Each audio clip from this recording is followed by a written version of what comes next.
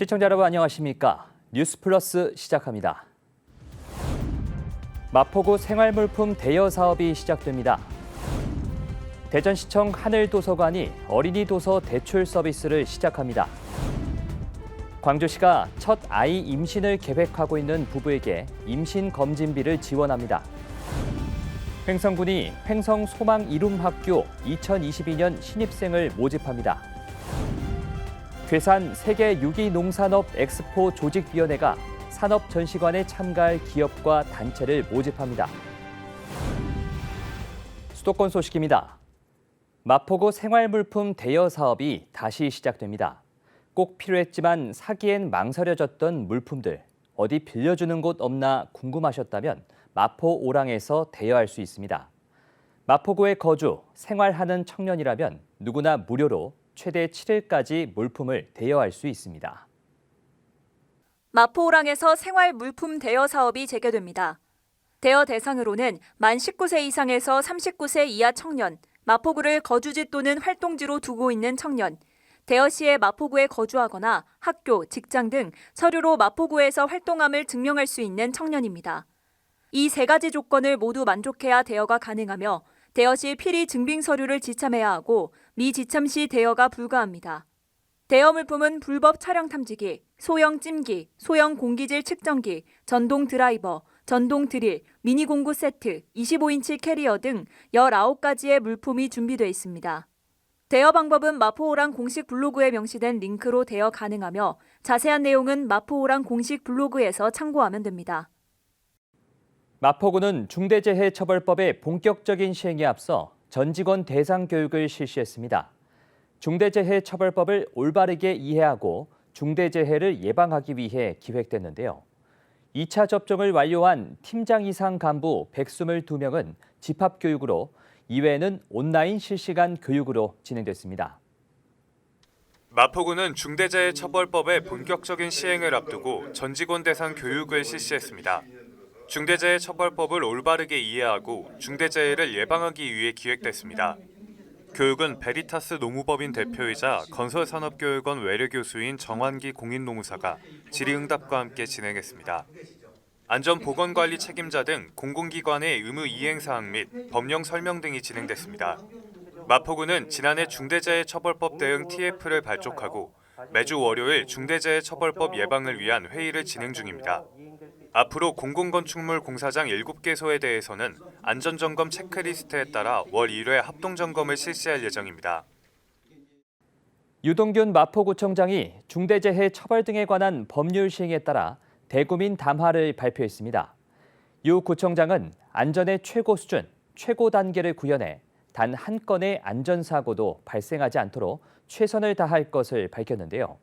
그동안 마포구는 중대재해처벌법 대응 태스크포스와 전담 조직 설치 등 지역 내 안전점검을 통해 안전도를 높였습니다. 1월 27일 유동균 마포구청장은 중대재해 처벌 등에 관한 법률 시행에 따라 안전사고 제로를 향한 최고 수준, 최고 단계의 안전 마포를 구현하겠습니다라는 제목으로 대구민 담화를 발표했습니다. 유 구청장은 오늘부터 중대재해 처벌 등에 관한 법률이 시행됨에 따라 노동자의 안전을 비용으로 보던 시대를 끝내고 사람의 생명이 무엇보다 최우선인 사회로의 대전환을 맞게 됐다고 말했습니다. 마포구는 법 시행에 앞서 중대재해처벌법 대응 태스크포스와 전담 조직 설치, 중대산업재해 및 중대시민재해 예방을 위한 종합계획 수립 등 안전보건관리 업무 추진을 위한 기틀을 마련했습니다. 아울러 마포구는 중대재해처벌법을 올바르게 이해하고 예방하기 위한 전 직원 대상 교육도 실시한 바 있습니다. 또한 중대시민재해 관리 대상 42개 공중이용 시설에 대한 안전점검도 지속 실시 중입니다. 광역시 소식입니다. 대전시청 2층에 새롭게 문을 연 하늘도서관이 어린이 도서 대출 서비스를 시작합니다. 1인 최대 10건까지 대출이 가능합니다. 대전시청사 2층에 마련된 하늘도서관에서 전 시민을 대상으로 어린이 도서 관외 대출을 진행합니다. 시청사 20층에서 2층으로 이전한 하늘도서관은 최근 리모델링을 통해 새롭게 재개관했으며 도서대출 시스템을 갖추고 있습니다. 도서 대출 이용은 주중 오전 9시부터 오후 6시까지 가능하며 유아 및 어린이는 물론 시민이면 누구나 이용이 가능하고 1인 10건까지 14일 이내로 대출이 가능합니다. 코로나19로 도서관 방문이 쉽지 않은 어린이들의 지속적인 독서 환경 조성을 위해 도서 대출 서비스를 시작하는 만큼 많은 시민들의 이용을 바랍니다. 보다 자세한 사항은 한밭도서관 홈페이지 공지사항을 확인하시기 바랍니다. 최근 광주시 신축 아파트 공사장 붕괴 사고로 건축 안전에 대한 시민들의 불안감이 높아지고 있는데요. 이에 대전시가 건축 안전 관리 강화에 나섰습니다. 대전시가 관내 건축공사장, 노후 건축물에 대한 안전관리를 강화하기 위해 대전시 건축구조안전자문단을 구성 운영합니다. 자문단은 건축구조기술사 3명과 대학 교수 3명 등 총 6명의 전문가들로 구성됐으며 지역의 대형 건축공사장, 노후 소규모 공동주택, 대규모 해체공사장에 대한 건축구조 분야 안전점검과 자문 등 건축안전관리 활동을 지원하게 됩니다. 한편 대전시는 2022년 주택정책관의 건축안전팀을 신설해 건축물 안전점검 기능을 강화했으며 이번 건축구조안전자문단 운영을 통해 공공시설물은 물론 민간 노후 건축물과 공사장에 대한 전문성 있는 안전관리 지원으로 안전사고를 예방하는 등 다각도 안전정책을 추진해 나갈 계획입니다. 광주시가 광주 공공배달앱 위메프호에 입점한 가맹점주를 대상으로 배달 수수료를 지원합니다. 광주시는 코로나19 장기화와 배달요금 인상 등으로 어려움을 겪고 있는 소상공인들을 위해 배달 수수료 지원을 결정했습니다.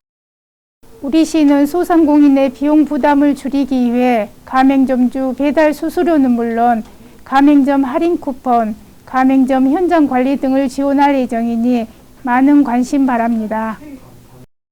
대상은 위메프호에 입점하고 배달료 지원을 신청한 소상공인이며 지원금은 배달 주문 한 건당 1,000원씩, 가맹점주 1인당 최대 50만 원까지 지원합니다.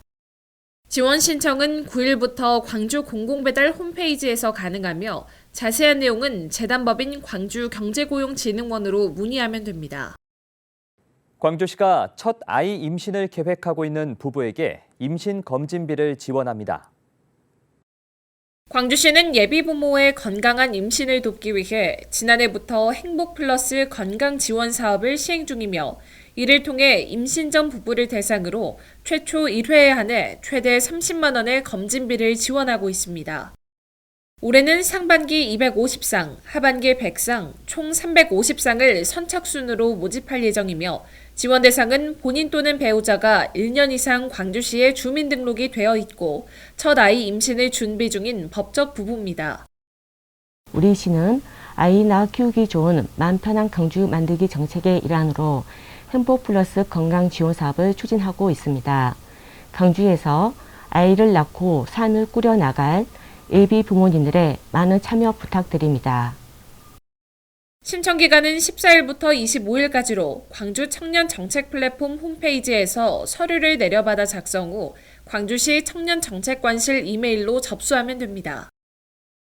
2025년까지 대구 경북권의 고속도로 건설에 중장기 투자 계획을 담은 2차 고속도로 건설 계획이 국토교통부 도로정책심의위원회 심의를 거쳐 최종 확정됐습니다.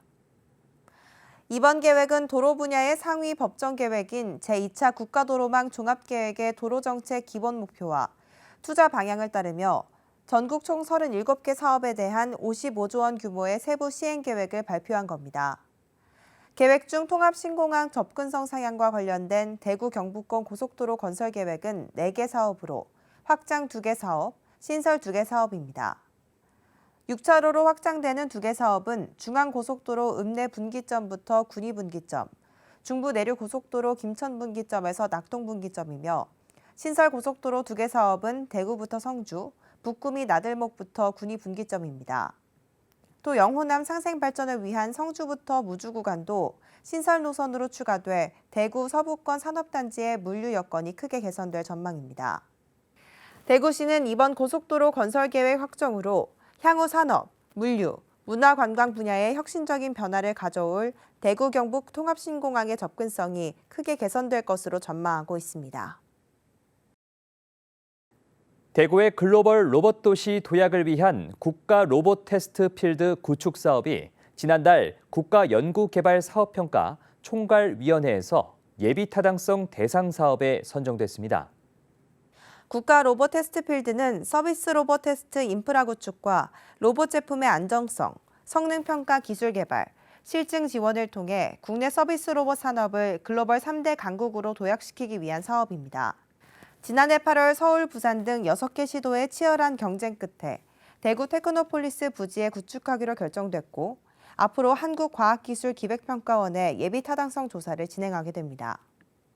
산업통상자원부의 예비타당성 대상 사업 중 투자 우선순위가 1순위에 해당돼 사업의 시급성과 필요성을 인정받았고 예비타당성 조사 결과는 올해 8월경 발표될 예정입니다. 국가로봇 테스트필드가 대구에 구축되면 대구시는 로봇 기업 전주기 지원 체계를 완성하게 되며 대구는 명실상부한 글로벌 서비스 로봇 도시로 도약하게 됩니다. 대구시가 칠곡 동명면에 위치한 대구은행연수원에 70개실 140개 병상 규모의 생활치료센터를 개소하고 본격 운영에 들어갔습니다. 대구은행은 대구시와 코로나19 극복을 위한 협력 체계를 강화하고 지역민의 안정적인 치료와 확산 방지에 동참하기 위해 연수원 시설을 무상 제공하고 운영에 드는 공공요금을 자체 부담합니다. 센터는 의료진과 군 병력, 경찰, 소방인력 등 5개 반 32명 정도로 운영되며 의료진은 대구 보훈병원 의사와 간호사 등 전문 인력 12명이 치료와 모니터링, 심리 상담을 전담할 계획입니다. 강원도 소식입니다. 강원 평창군은 용평면 장평 5일장 평화시장 방문객들의 편의를 위해 공공주차장을 조성한다고 밝혔습니다. 현재 장평 5일장은 장이 열리는 날에는 인근에 마땅한 주차장이 없어 주민 및 방문 관광객이 큰 불편을 겪고 있는 상황입니다. 이에 평창군은 10억 원의 사업비를 확보하고 인근의 주차장 조성 부지를 확보하여 28대가 주차할 수 있는 주차장을 상반기 내에 준공할 계획입니다. 평창군은 공공주차장이 조성되면 장평 5일장 평화시장의 활성화로 지역 경제에 더 많은 도움이 될 것으로 기대하고 있습니다. 강원 횡성군이 성인 문예학교 횡성소망이룸학교에 2022년 신입생을 모집합니다. 횡성소망 이룸학교는 배움의 시기를 놓친 지역의 어르신들을 대상으로 초등과정과 중학과정 교육이 이루어집니다. 국어, 영어, 수학 등 정규 과목을 비롯해 스마트폰 사용, 전자제품 활용 등 특별 과목도 운영됩니다. 과정을 이수하면 교육청에서 학력을 인정받을 수 있고 현재 횡성읍, 둔내면, 강림면에 학습장이 개설돼 운영 중에 있습니다. 한편 오는 2월 19일에는 2021년도 초등과정과 중학과정을 이수한 어르신들의 졸업식이 열립니다. 충청도 소식입니다. 괴산 세계 유기농산업 엑스포 조직위원회가 산업전시관에 참가할 기업과 단체를 5월까지 모집합니다. 모집 대상은 가공식품과 화장품 등 모집 분야와 관련된 기업과 단체 중 유기농 또는 무농약 인증을 받은 제품과 원료를 사용하는 곳입니다. 조직위는 참가 기업에게 국내외 바이어 유치와 수출 상담회를 지원할 계획이며 3월 31일까지 사전 접수 시 부스 임차료의 20%를 할인합니다. 한편 엑스포는 오는 9월 30일부터 10월 16일까지 괴산군 유기농 엑스포 광장 일원에서 개최됩니다. 경상도 소식입니다. 양산시는 경제적, 사회적 어려움으로 기초교육의 기회를 놓친 성인을 위한 찾아가는 무료 한글 교실을 마련해 오는 3월 3일까지 참여자를 선착순으로 모집합니다. 올해 한글 교실은 중등 1, 2, 3단계 학력 인정반, 초등 1단계 초중급반, 초등 2, 3단계 학력 인정반, 초등 통합반 주야간 등 9단계로 나뉘어 26개 반이 개설됩니다. 지난해 어르신들 요리책 요리 한 숟가락 사연 2꼬집 성과를 바탕으로 어르신들의 재능을 발굴해 올해는 연극반 등을 운영할 계획입니다. 교육 장소는 읍명동 행정복지센터 등 관내 15곳에서 진행될 예정이며 자세한 사항은 평생학습센터 누리집의 공지사항을 참고하면 됩니다. 사건 사고 소식입니다. 남양주시 수동면에서 공장 화재가 발생했습니다. 다행히 인명피해는 없었습니다. 지난 8일 남양주시 수동면 공장에서 화재가 발생했습니다. 화재 장소 윗건물 관계자가 창고 벽면에서 검은 연기와 화염이 치솟는 것을 보고 119에 신고했다고 진술했습니다. 선착대 도착 시 창고동 및 작업동 외벽에서 불길이 치솟고 있어 수관 전개 후 방수를 실시했습니다. 화재 원인은 조사 중이며 해당 사고 진압을 위해 총 55명이 동원됐습니다. 고양시 덕양구 농막용 비닐하우스에서 화재가 발생했습니다. 화재 원인은 전기적 요인으로 추정됩니다. 지난 2월 8일 고양시 덕양구 용두동 농막용 비닐하우스에서 화재가 발생했습니다. 최초 신고자는 차량을 운행해 고양대로를 지나는 중 비닐하우스 후면에서 최초로 연기를 봤으며 이후 불꽃과 함께 급격하게 연소 확대되는 모습을 목격하고 즉시 119에 신고했다고 진술했습니다. 선착대 현장 도착한 바 비닐하우스 한 동이 전소 중이었으며 주변 비닐하우스 2개 동으로 연소 확대되는 상황으로 수관을 전개해 화재 진압 및 연소 확대를 저지했습니다. 용인시 수지구 죽전동 아파트에서 화재가 발생했습니다. 화재 원인은 작은 불씨로 추정되고 있으며 추후 재조사할 예정입니다. 지난 2월 8일 용인시 수지구 죽전동에 위치한 아파트에서 화재가 발생했습니다. 신고자는 거주자로 집 부엌 쪽 창문에서 연기를 발견하고 신고했다고 진술했습니다. 발화 장소 거주자는 모두 외출한 상태로 집안에는 고양이만 있었다고 진술했습니다. 화재 진압을 위해 51명이 동원됐으며 다행히 인명피해는 없었습니다.